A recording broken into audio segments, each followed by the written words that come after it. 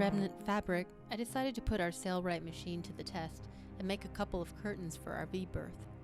Our port lights stick out about roughly an inch, so ideally I wanted to make curtains that were budget friendly, that allowed light in while still offering privacy, that were easy to remove and clean, and didn't require putting any holes into the boat, and still allowed us to open the ports with ease. Plus, hopefully they were cute and functional at the same time. First step was to cut out the fabric. I made ours roughly double the width of our port lights to account for the extra fabric needed to make the ruffles, and then added about an inch or so to the top and bottom. Next, I pinned and sewed the hems. Now it was time to make and sew a backing strip.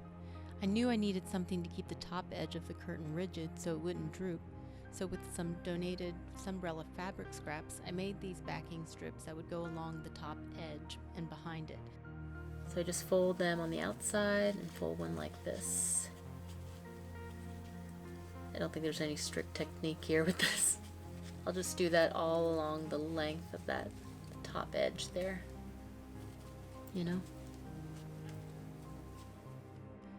From here I just made sure to fold the fabric into the ruffles as I sewed. The pattern was super forgiving, so I didn't have to worry too much if the ruffles varied a bit or if my sewing lines were not straight. Overall, I was pretty happy with how these turned out.